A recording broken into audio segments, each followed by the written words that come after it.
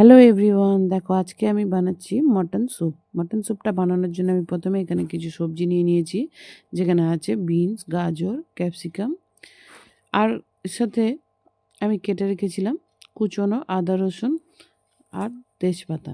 তো প্রথমে কড়াইতে আমি তেল গরম করে নিয়ে ওতে দিয়ে দিচ্ছি আদা রসুন কুচি আর তেজপাতাটাকে দিয়ে এবার আমি সবজিগুলোকে দিয়ে দেবো। সবজিগুলোকে দিয়ে হালকা করে ভেজে নেব।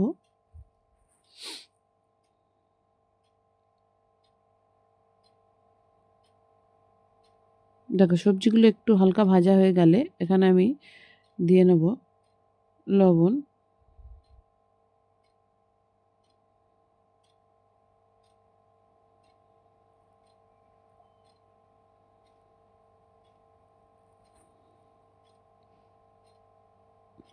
লবণটা দিয়ে আবারও নাড়াচাড়া করে নিয়ে এখানে আমি এটা সিদ্ধ হওয়ার জন্য দিয়ে দিচ্ছি বেশ কিছুটা পরিমাণ জল।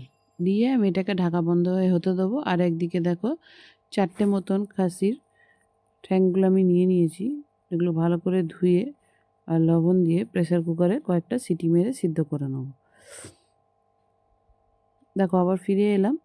আর স্যুপটা একটু ঘন বানানোর জন্য আমি এখানে 2 চামচ কর্নফ্লাওয়ার জলে গুলে নিচ্ছি। আর এবার দেখে নেবো সবজিগুলো কত দূর হয়েছে। তো দেখো সবজিগুলো পুরো ভালোভাবে হয়ে গেছে। আর এখানে আমি ওপর থেকে দিয়ে দিচ্ছি সিদ্ধ করে রাখা মাটনের ঠ্যাংগুলোকেও।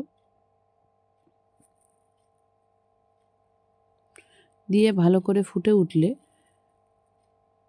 আমি এখানে দিয়ে দেবো গুলে রাখা কর্নফ্লাওয়ারটাকে।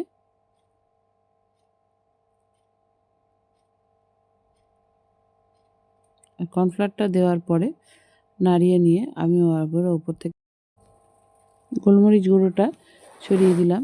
ব্যাস দিলে এবার ভালো করে ফুটে উঠলেই রেডি আজকের মাটন স্যুপটা। খুব তাড়াতাড়ি ঝটপট একটা স্যুপ বানানোর জন্য খুব ভালো। আর এই শীতকালে স্যুপ খাওয়া খুবই শরীরের পক্ষে ভালো। তো কেমন লাগলো আমার আজকের এই স্যুপের রেসিপিটা তোমরা জানিও। আর আমার চ্যানেলটাকে লাইক সাবস্ক্রাইব দিও। আবারও আসছি তোমাদের নতুন একটা রান্না নিয়ে। তো আজকের মতন এতটাই। বাই বাই, সবাই ভালো থেকো।